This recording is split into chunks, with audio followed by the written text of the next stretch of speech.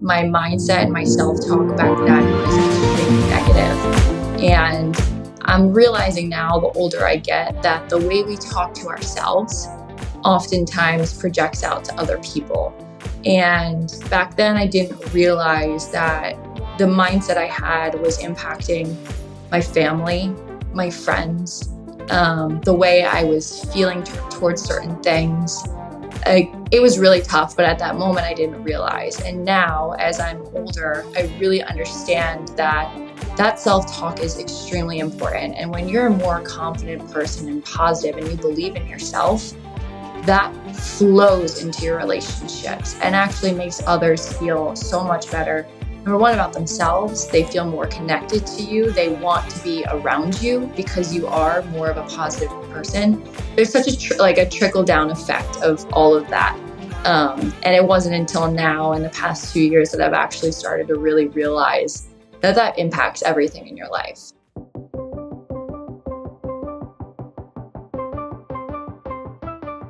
Welcome back to another episode of the Mile 40 podcast. Thank you all for continuing to tune in. We are just about to break the 90 episode mark. If we haven't already, I'm starting to lose count, but 100 is right around the corner, which is wild. I really appreciate you all for continuing to participate, give feedback. If you haven't already, please be sure to hit subscribe, drop a review if you're listening on Spotify, Apple Podcasts, YouTube, wherever you get your show notes from. And also check out the notes. There is a discount code for picking up a copy of Audacious or Break Barriers. Today's guest is a very, very exciting guest. I have Jessica Leventry with me. She resides in Philly. She works full-time as a strategic specialist for Lincoln Financial and part-time as a fitness coach in Philly. She's a sponsored athlete for Bear Performance Nutrition and a local community called Project Endure. We've actually talked about Project Endure on this show, so we'll dive in there. Outside of work, Jessica's an avid ultra runner and a marathoner. Jessica, thank you for joining me. Yes, thanks so much for having me. I'm super pumped for this episode. Of course. There's a lot I want to dive into. I'm super excited to just learn all about you and your story. But first and foremost, congratulations, because you just accomplished something pretty special. Yes. Why don't you tell us a little bit about what you did this last weekend? Of course. So this past weekend, I completed a 100-mile ultra marathon, which was in upstate PA. So right on the border of New York and PA. And it was the most amazing weekend of my life. A lot of highs and lows, but honestly, one of the biggest accomplishments I've had in my entire life. That's amazing. Let's take a step back before we even kind of say like what fueled you to get there. Give us some more background with regards to, did you grow up in the Philly area? Yeah, so I actually grew out in the suburbs, so in Bucks County. So I've always been super familiar with Philadelphia. And then I always stayed in PA. I went to Penn State University. So kind of stayed close to home. But I've been in the city for probably around, 4 or 5 years now. Okay. So you are rooted in the Philly area. A lot of good food over there. Oh yeah. I mean, look, I'm a New Yorker through and through. I'm not a Giants. I'm not a Giants fan. I'm a Jets fan. So I don't have as much animosity toward Philly. There you go. Although you guys can get a little bit, ruthless we can get a little bit crazy. Yeah, for sure. Talk to me a little bit about just childhood for you in terms of upbringing. Everything normal? Is there anything unique about your childhood in particular? For sure. So I had an amazing upbringing. I feel very blessed with the family that I have today and growing up. I'm one of two kids rather. And it was such an amazing period of my life growing up in Bucks County. I feel like we really were really privileged, and I appreciate my family for always being there and giving us one of, a really amazing childhood. With that being said, and I think this is important to kind of call out as, we dive a little bit deeper into my story and talk about obviously the accomplishment this past weekend, but I actually suffered early on from definitely a lot of insecurities, and I still am unsure what really started it. But early on, I actually um, had an eating disorder, and that kind of funneled into orthorexia. So that actually started early on in my childhood, probably early high school, and it lasted honestly the full amount of high school, and then went on and off for a few years in college. So I think things got a little rocky. Unfortunately, that impacted a lot of my family, obviously, because at that time I was still so close to them. So I do think, some of those years were a little bit hard to handle, just knowing, I wasn't fully myself. But before that, I really am super grateful for how everything started. For the audience members who may not know, can you tell us a little bit about what orthorexia is? Yeah, so orthorexia is when you're addicted to exercise. And I remember, this is crazy, but when I didn't have my license and no one could take me to the gym or something like that, really started to trigger a lot of like anxiety attacks, which is, crazy to think about. But I do think as I'm talking to a lot of other females in the past couple of years that I've been a coach, I've realized that is such a huge common trend among a lot of women in college, coming out of college, that I've had the privilege of talking to and kind of helping them navigate it. So I do think it's important to talk about, because I don't think people really realize a lot of people do go through that.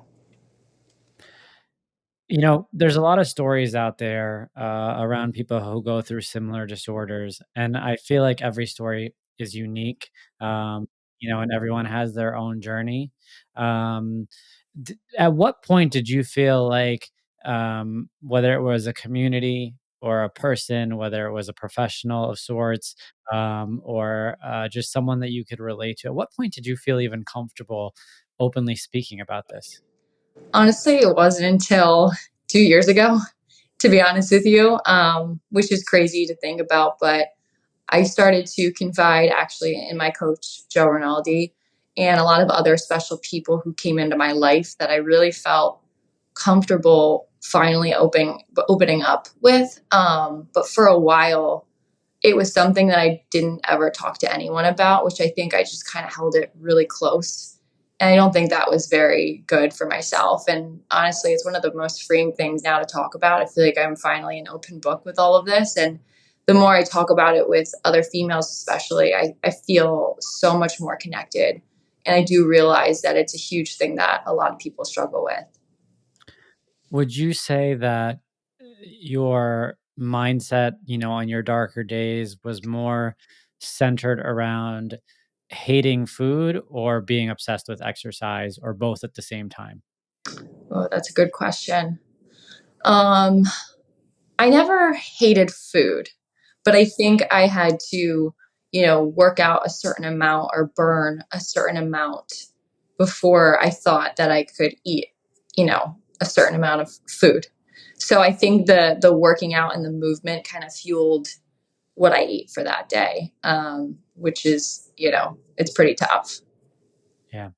At any point during that period of your life, were you working out for yourself, or were you always working out just to kind of, be able to make it to the next day?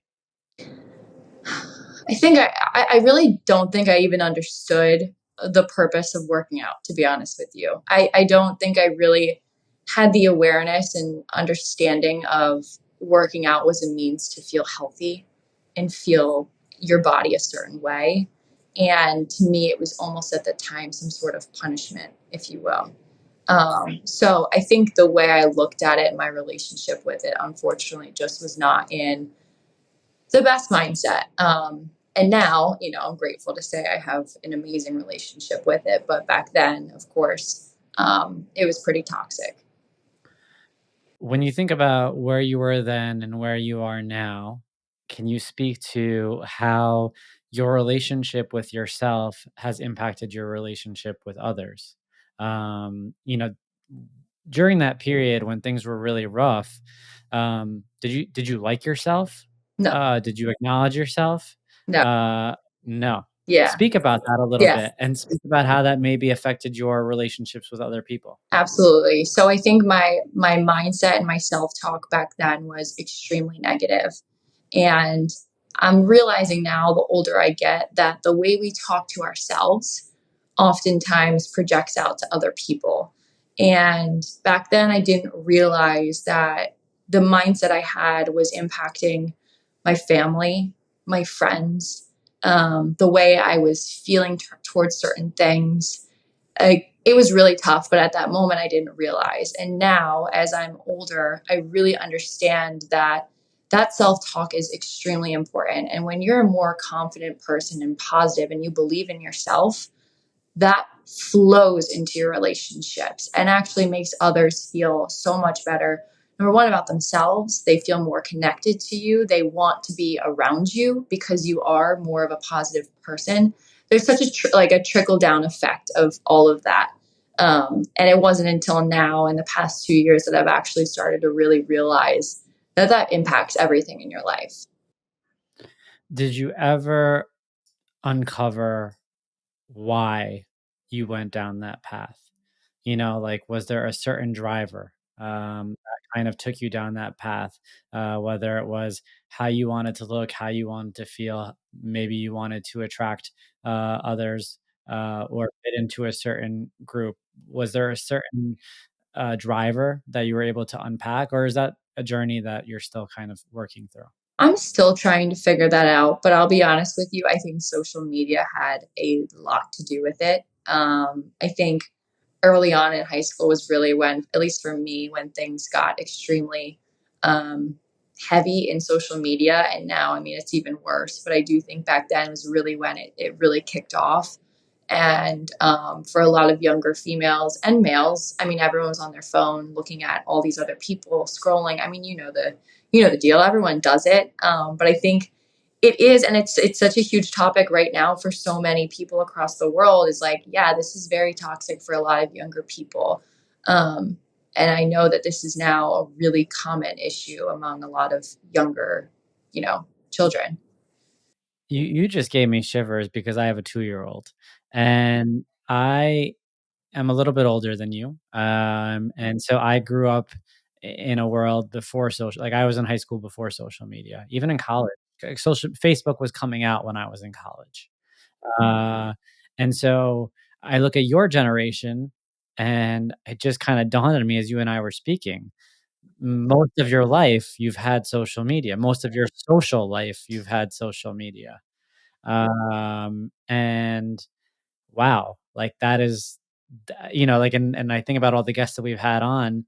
I don't know if you're the youngest, but you're definitely one of the youngest Yeah. guests, and that's a whole new perspective that you're Hmm. now kind of bringing to the table. 100%. Um, and when you think about it, like in 2024 podcasts and the guests that you have on, you would think that social media comes up a lot, and it does, but it comes up sometimes in a different context in terms of how it has impacted people who maybe didn't grow up in a world of social media and now have to adapt to it. Absolutely. But you grew up in a world of social media. Yeah. Um, and I can't even imagine what that must have been like from like a high school, early college perspective. Do you mind kind of, I know you kind of touched on it a little bit. Can you speak to it a little bit with regards to how it drove certain behavior from people that you hung out with or just groups in general through your generation? Absolutely. Well, I think it was always the comparison effect. And it was so and so is doing this, so and so is doing that. You got to see what everyone is doing all the time, in addition to what everyone looks like all the time. So you're seeing all these highlights of people's lives and all of these things that no one on social media, and still rarely do people show the real parts of life, the struggles, the everything. So when I was younger, and I think a lot of people still see that when you're growing up, you see all these highlights and positive things, and you're like, well, why isn't my life like that? Why don't I look like that? That person's doing so well. They look like that. They're going to this place. They're getting invited to that. And so it's just this constant theme of you just comparing yourself and your life and where you're at, seeing your struggles, and not knowing what really anyone else is going through. And so you kind of just say, well, why is that happening to me? Why do I feel this certain way? And so a lot of things I feel like don't really make a ton of sense because social media is so filtered, right? And that's the hard part. And thankfully, to this day, I have my following is awesome because I do see a lot of people that are super vulnerable, and I appreciate that. I do feel like my inner circle on social media now really highlights everything, and I choose to follow those people, right? Because I do think that's important in my life now. Hey, Mile 40 fam. I get asked a lot about my training programs and how I set myself up for success to cross finish lines all over the world. Well, I'm going to let you in on a secret. Recovery is half the battle. And in order to get that recovery, I rely on clean sources of protein. That's why my go-to protein shake is Owen. Only what you need. I have one after every single workout. 100% vegan and plant-based, Owen's plant-based shakes use a multi-source protein blend of pea, pumpkin seed, and flax seeds to include all essential amino acids to promote optimal daily health. Uncompromised taste. Owen brings together the essential elements of advanced nutrition, amazingly clean ingredients, functional superiority, and uncompromised taste. Now go ahead, go to www.liveowen.com. That's spelled LIVEOWYN.com. Use code MILE40 for 20% off your next purchase. Only what you need.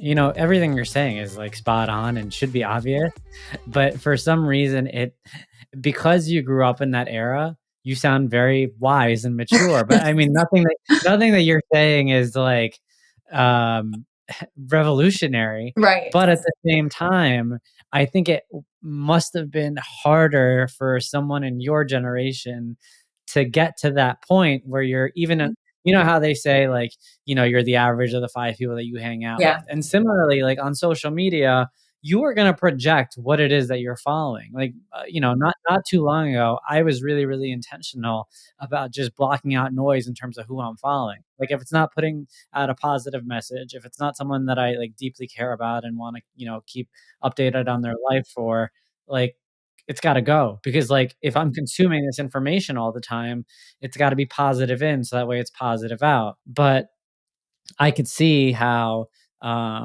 you know, growing up in a younger generation, you know, there's a lot of distractions out there. And um, thanks for highlighting that. I didn't think this episode was going to go there, but it is important. It's It very is. important to touch on Yeah. because it's not talked about enough. And I think that a lot of people are living in their own, like when I think about the listeners of this podcast, there is a huge variance between the age of, let's say, 23 and 48. I think that 80 something percent of my listeners are there.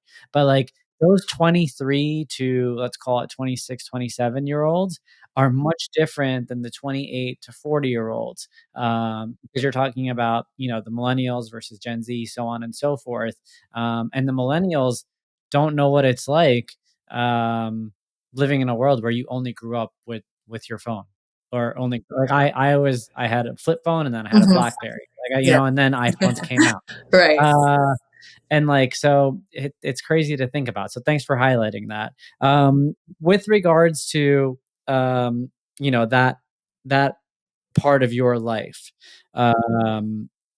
is there anything else that you want to share? Anything else that, you know, we should touch on, before we kind of take a pivot into when you decided to then kind of take what you've learned, and not only empower other people, but use it as a foundation to be able to coach now, Yeah. essentially.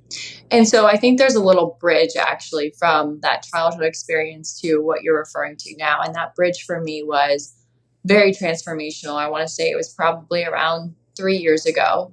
And you said it yourself, where you are the estimation of the 5 people you spend the most time with, right?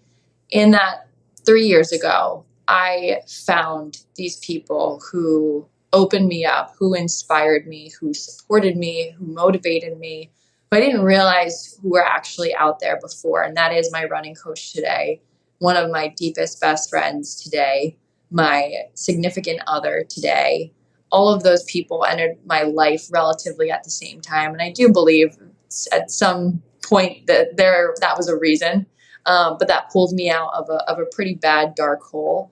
And so I have to give credit to that time in my life, meeting people who are now in my corner and have been there, that have pushed me to be a better person that I am today. Did it take you a bit to open up and trust, or were you kind of on the lookout for people because you felt like you were carrying a burden that maybe you wanted to open up about? I feel like I was looking without knowing, but once they entered my life, it was just like, oh my God, this feels so good. Like, why haven't these people been in my life forever? Those types of people.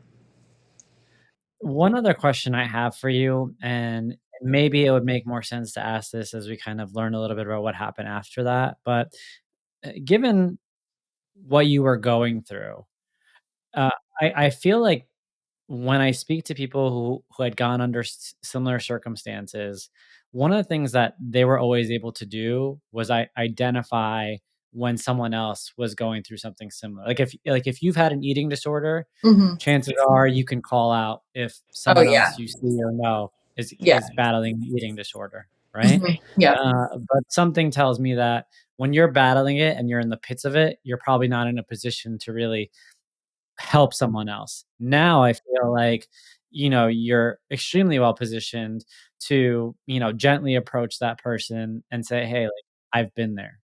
Like, I know what you're going through."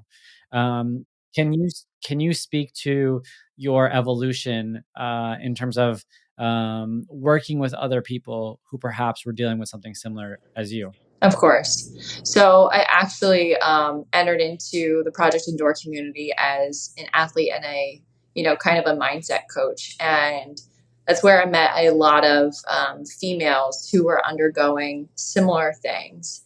And it was all relatively the same premise of things that I went through. And that's really what sparked it for me. And then I actually was privileged enough to have Bare Performance Nutrition, BPN, put out a video last year around this same topic, and there was just floods of females coming into my messages saying, "Thank you, I appreciate that. This is not talked about enough on social media, and it just means the world that people are really highlighting this, especially bigger wellness companies. BPN has such a huge following, and I appreciate their partnership and giving me a voice a little bit louder than myself to kind of spread the message and importance of, this is a huge thing that's going on. And I think it needs to be talked about more, but more women need to be empowered. And there is a way to build themselves through fitness in a healthy manner. Absolutely. You talk about the Project Endure community, and the listeners on the show are going to think that Joe Rinaldi is a sponsor because the amount of times I bring up Yeah. his name and the endorsements that he gets. But listen, guys, this is a true testimony to Joe. This is not coincidental. And I'm not like just picking through Joe's podcast looking for guests. But the truth of the matter is, Joe is cultivating a community that is really impactful to a lot of people. Um, and I think for the sake of this, for the audience, I've mentioned before that's the name of his podcast. Can you speak a little bit to the actual community and the formalities around it, and even how you came across it? Yep. So I came across Joe 2 years ago, and that's when I really wanted a coach in my running career. And so I met Joe, and he just immediately, if anyone knows Joe, you know how genuine and caring of a person he is. Not only that, but extremely inspirational. And the minute I met him, I just latched onto him. And you can ask him, our relationship is so special. I mean, he's been there for me through everything and every step of the way. But he is creating such a special community of really inspiring, motivated, like minded people. And not only that, he's attracting so many individuals who want to grow and be a inspiring and motivated person. So you're seeing all of these different walks of life coming in together as one, and they're all in working to find a better version of themselves, every single person in that community. And that's what's so inspiring. And the other thing that's so important is that everyone's there for each other and no one's going through anything alone. And it's crazy to see the growth that Joe has had over the last 2 years of me knowing him. But I think he has a really strong superpower in bringing people together for the right reasons. And I'm just grateful that I've been there to be a part of it, but also support and, foster that community with him, because it's seriously, it's so awesome and empowering to watch so many people grow right next to you. To that point, I think that in, meeting that community and working with that community, and you talk about meeting your boyfriend a couple of years ago, um, let's talk about how there must have been a transition from exercise being a chore to exercise being perhaps even a privilege, uh, and that shift in mindset. Um, because I think that's something that a lot of people struggle with, whether or not they had gone through something such as yourself, even just from a Mhm. mindset perspective. 100%. So I never had any intentionality with working out, I want to say, up until I finally got a coach.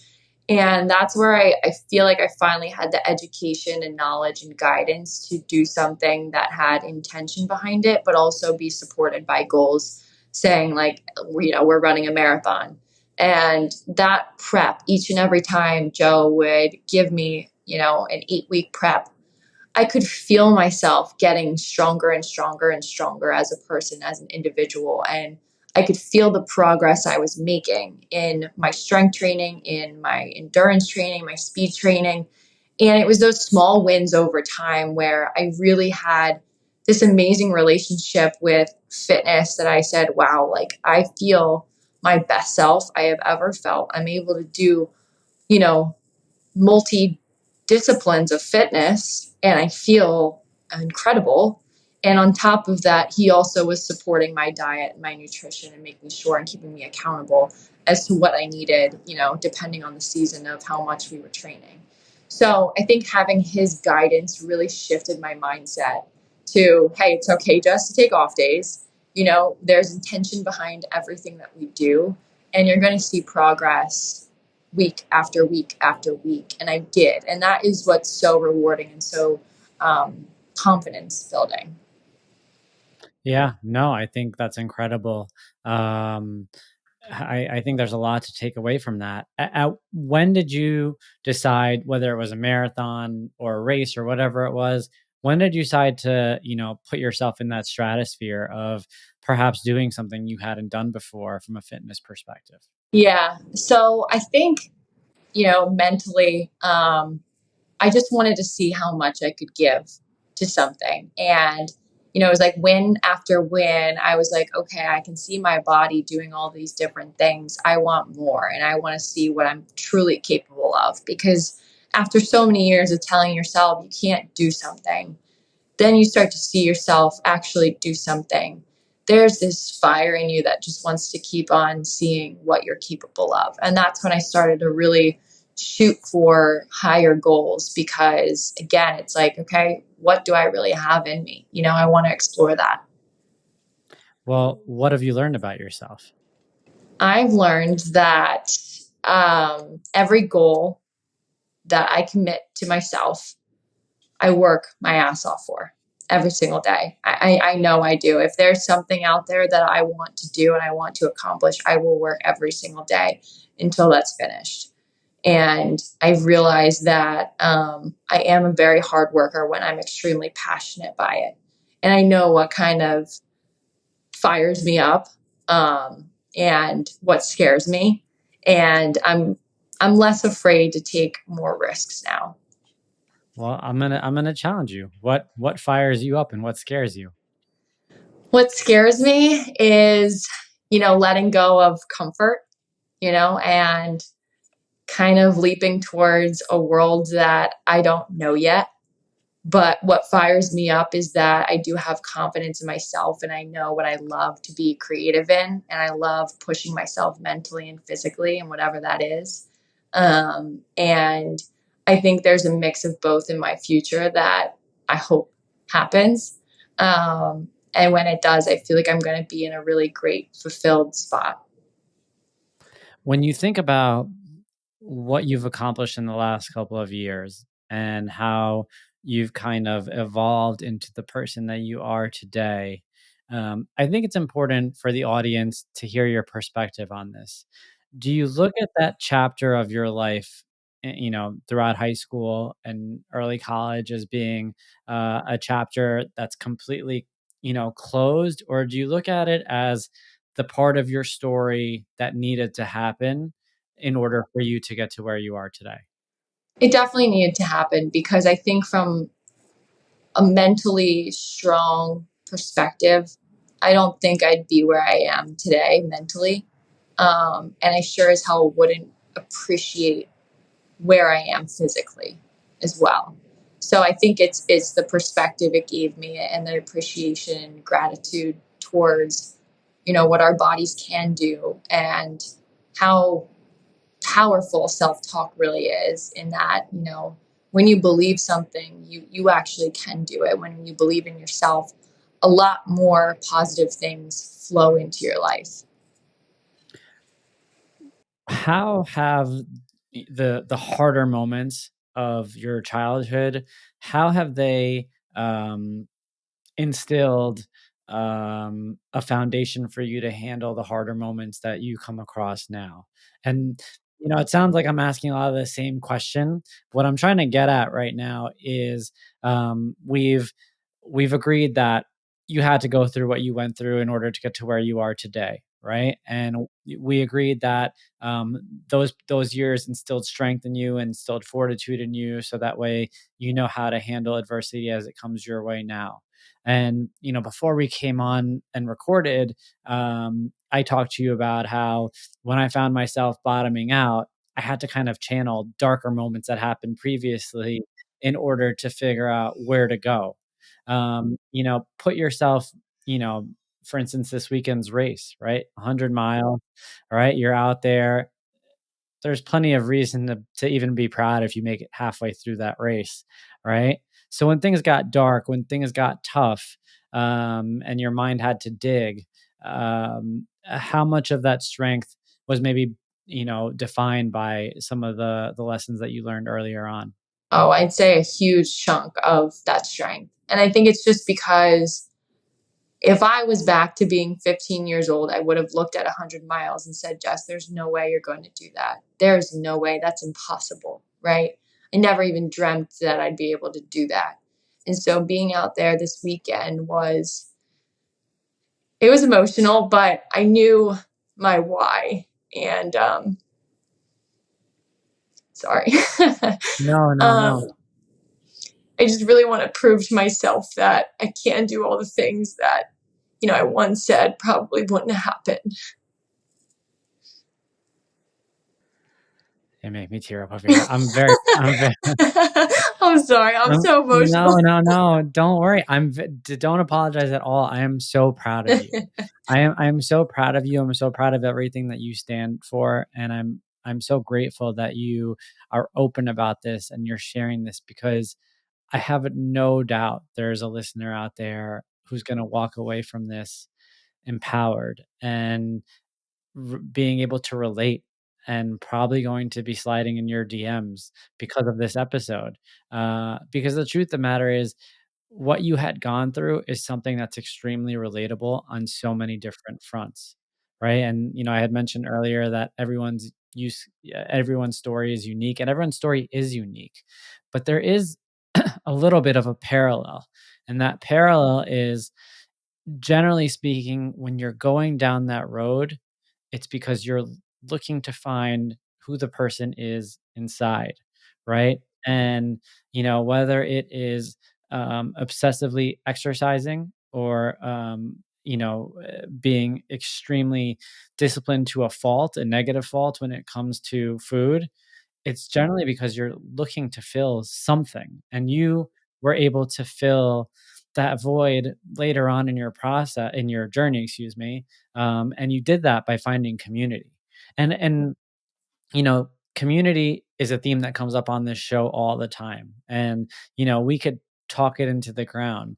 The truth of the matter is, the concept is actually as simple as it sounds. If you can find, the right group of people who are, positive in nature, who are looking to uplift you, who are grounded in their values, who, see the benefits of, just the basics, whether it be exercise, sunlight, nutrition,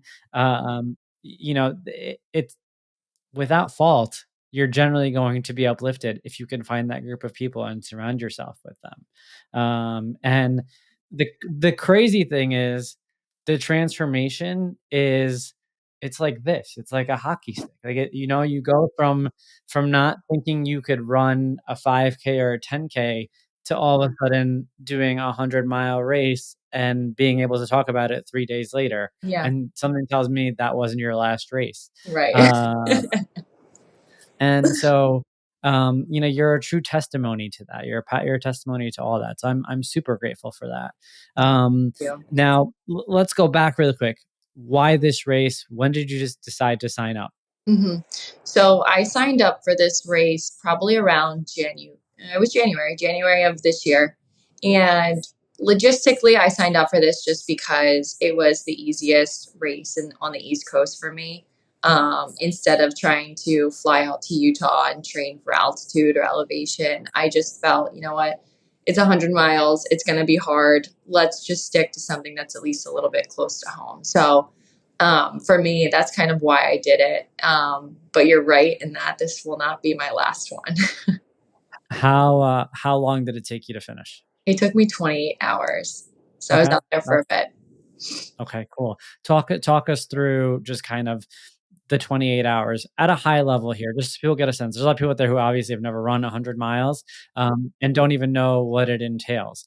So give us, the quick summary here of what it was like out on race day. So it was, to give some context, it was 4 loops of 25 miles. So it was out and back 4 times. And it was self supported. So I brought a crew with me. There were no aid stations. So my crew drove along the course, dropped off food, water for me, all that good stuff. So I actually have an amazing running partner. She ran with me the majority of the race up until mile 50.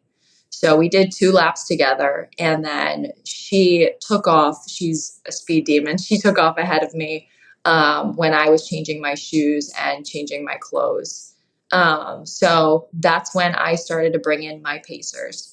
So the latter half of the race, the last 50 miles, is when I had someone running with me at all times. And for me, that was, and I handpicked these people because I really needed them, to support me. And I know I needed to lean on them when things got hard. So that was someone who has ran an ultra before. He is such a genuine person. Jordan Utley, actually, which I believe he's been on the podcast as well. So he came up and paced me. I had Joe Rinaldi, my running coach, as my second leg. And then my last one was my boyfriend, Justin Rubin. And that last leg was the hardest leg I went through. At that point, I had heat rashes all over my legs. We got a million bug bites everywhere. We haven't slept in, at that point, well over a day. And so things got pretty hard. And by mile 80, every step kind of felt pretty excruciating. So, you know, obviously I knew things were going to get hard. I've never seen myself in that position before.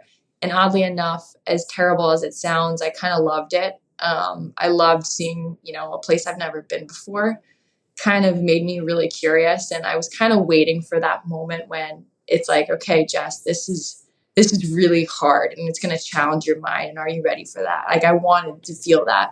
And having Justin next to me, who is my number one inspiration and supporter in my life, he coached me through that entire last couple miles.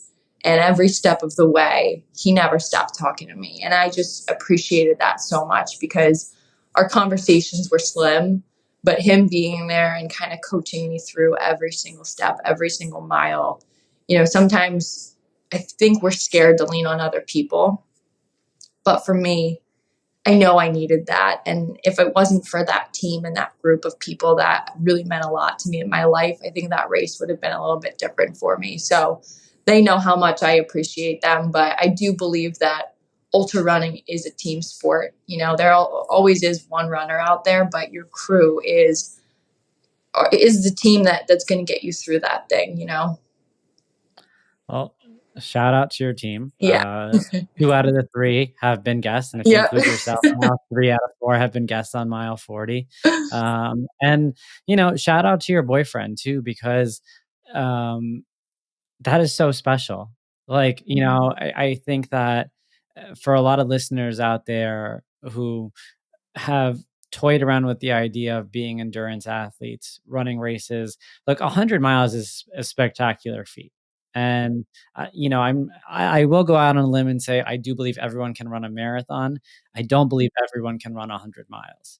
And so, although I do think, again, more people than you think can run 100 miles can. And, you know, having a partner who's willing to understand the depths that your mind is gonna get to at mile 80, and to be able to show up for you and to give you not only the physical support that you need, but the emotional and the mental and even the spiritual support that you need, during those last 20 miles, speaks incredible volume to A, the person he is, and B, the person you are in finding the right kind of person for yourself. Because, that's only just a small speck into what I'm sure he would be like for you in moments of real, necessity in life. And there's we talk about all the time on the show the correlation between running and life, and I don't think there's a greater reflection of that than someone who's willing to show up with you 24 hours into a race or 20 hours into a race and run 20 miles with you and keep your spirits as high as possible. 100%. I do believe that, and you're so right on that. Getting into the ultra running space, I do believe the race itself just feels so much like life. Like you can just feel yourself dipping in and out of these emotional walls that are so hard to climb. And I mean, power to Justin. I think you're so right. He did not sleep for however many hours. He didn't sleep the whole weekend. And at 1 a.m. was his time to shine. And he ran 25 miles at 1 a.m. with no sleep. And so, like, it just goes to show, and you're so right. I'm so grateful to have a partner like that. And him and I both support each other in everything we do. But that weekend definitely meant a lot in our relationship. And it definitely allowed us to grow a lot, which I really appreciate. Yeah, he's a keeper. Yeah. If he hears this, let him know. Yeah. No, thank you for sharing that. Logistically, can you tell us a little bit about your nutrition through the race, Yeah. and kind of what you were fueling on for the 100 miles? Yes. So early on, I always had water on one of my water bottles, and then the other one was a carb or electrolyte. So I always had both of those on me at all times. Early on in the race, it was a lot of gels, Cliff Blocks, oat-based bars, kind of just to get some quick carbs in me. A little bit later on in the race is when I kind of had a little bit more whole foods. We were downing watermelon. At one point, Justin made me like half of a burger just to get some protein in me. But I actually kind of to feel my stomach kind of turn a little bit around the halfway mark and a little bit beyond. I was talking to my coach actually. I think it was just the sheer amount of like electrolytes just sitting in your stomach.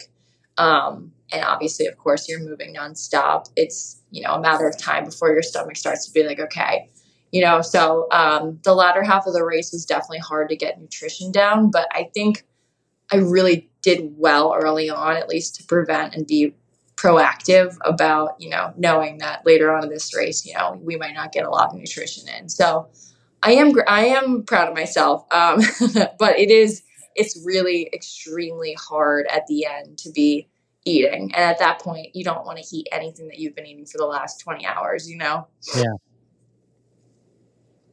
What was your first meal after the race? First meal, you're going to laugh, was Wawa, actually.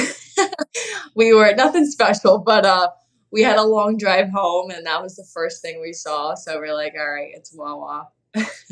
That's awesome. And when it came to training for the race, what was the most you ran leading up to the race? What was the biggest long run you did before the race? The biggest long run was 34 miles. So I did a 50K and a little bit more, but that was the longest run I did. And then my weekly mileage topped off at 70. So I never went Got it. beyond 70 miles per week. And what about from a strength training perspective? What was your regimen like? So strength training in this training cycle was extremely important. In the beginning, we really focused in on building up the legs, which obviously is so important when you're ultra running. So that was a huge part of training for me. I think we did like 2 strength days a week focused on legs, and then an additional one for upper body. But those days were hard, and they were after long runs, really to focus in on, building at tired legs all the time. So I think I said this earlier, but it was awesome to see my legs transform in my body and my running, all because there was so much intention behind both. And I think when you're able to do both and perform and complement one another, you really start to build, this incredible confidence in your body and what you're capable of, but see so much progress month after month and week after week. It's really crazy, but that's why I am so grateful to have a coach, because, he's guided me through all of this. He obviously knows it inside and out, but following a plan for a race is so important and something that I will never not do ever again. Absolutely. We covered a lot here, and I just think it really comes full circle, right? And to the listeners out there, I just want to bring this back to what we learned about Jessica and how crazy it is to think about what you've done in such a short period of time. And where I want to kind of round things out now is you talked about your why, right? And how personal that why was to you. But one of the things that I know in the short period that I've been following you is that you're also very committed to the success of Mm-hmm. others. Uh, and it's not just about you anymore. Talk a little bit about how you've now kind of taken this role as a coach yourself and as someone who, positioned well. And one of the things that I think really stands out about you, as I kind of alluded to earlier, is you do have the ability to look at somebody and say, I've been there. Yeah. Yeah. Well, I think coaching just in general has provided this huge bucket in my life that I love. I started coaching roughly 2 years ago, and I've always been into fitness, but I never thought I'd be a coach. And COVID hit, and it was all work from home, and I had so much time. Once COVID was over, work from home was still in place, and I found myself, trying it out. Why not? And I fell in love with it instantly. There's this power that you start to feel when you help someone start to uncover their strength in themselves.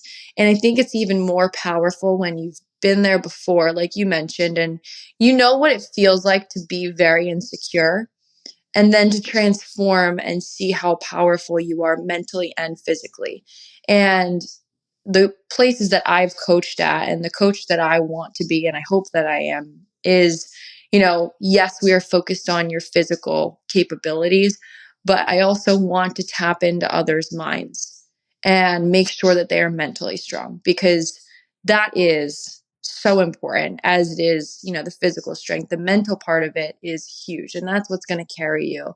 And I've just seen so many people over the last 2 or 3 years that just did these huge transformations. And like, that's why you're a coach, because you see these people smile. You see the way they walk differently, the way they show up in the room, and you can see their personality. And it's so powerful that, coaches like myself have the ability to help foster that in someone else's life. Like, that is so special, because like we touched on earlier, when you're more confident in yourself and your self-talk is a lot more positive, that radiates into everything else in your life. And you can see a lot more people just so much happier and so much more successful because, you're establishing this strength that they've never had before. So it's such a huge privilege to be a coach, because you just see so many walks of life. You see so many situations and so many people that go through rough times, but then they come out so much stronger. And you're just like, wow, I'm super grateful to be even like a 1% of that. So, I love it. I think it's so important. It's been a huge part of my life. I think it always will be. The ability to be a coach has also provided me more confidence in myself. And I feel like a lot of other coaches could probably say the same thing, but it's that experience that you build over time that kind of builds you up too. I think that was so well said. And I think it's so important to call out that coaches themselves, they're learning along the way, Hmm. right? Yeah. Like, you come across different people with different backgrounds, with different stories, with different journeys, with different whys. And for sure, you are looking for areas where you can relate, but at the same time, you're learning. And that learning fuels you to keep showing up, I'm Hmm. sure. Absolutely. And so that context is really, really helpful. Where I want to round things out here, in particular, just to kind of leave the audience on a note in particular around who you are and beyond your story and beyond where you are from the finish lines. If there was like a motto or a slogan or a book title that were to describe you, and what you stand for, if we were to gonna write your book Hmm. today, what would you call it? So it's actually funny. This is a huge word since the beginning of the year, or the last 2 years, I would say. That's really stuck out to me, and that word is uncommon. And it's actually a tattoo that I got this year during my ultra prep that's carried me along the way. But for me, uncommon is a mission that I want to live by, and it really means to go against the grain and to accept being different and challenge a different life. um, I think going back to the whole comparison thing, getting away from comparing yourself to so many other people and accepting who you are as a person, and whether it is different than others, that's okay. And, I think going against the grain actually is a lot more exciting. So I want to live my life for the rest of my life being an uncommon individual and having different relationships with different people, and doing different things. Like, for instance, the ultra marathon. Like, for me, it's different. I know a lot of people, called me crazy, but you know what? For me, I loved it. I loved every second of everything on that, and that's something I want to keep, you know, being a guiding light in my life. Yeah. I love that. Uncommon is like the perfect word and the perfect title. And a lot of times I catch people off guard. I don't always ask that Hmm. question. But when I do, a lot of times I catch people off guard, and I love how you had one ready to go, and it is so, so, so perfect. Thank you. So with with that being said, Jess, I just want to say thank you. Thank you for coming on. Thank you for being vulnerable, for being authentic, for opening up, for being the real you and not holding anything back. Like I had said earlier on in this episode, I have no doubt there's going to be a listener out there who's going to be tuning in and immediately thinking, this is me, this is my journey. And because of that, I have no doubt that there will be people reaching out to you. So I just want to say thank you for joining me Of today. course. Thank you so much for having me. This was such a great conversation. So I appreciate it, and I appreciate you giving me another voice on all of these different things. You got it.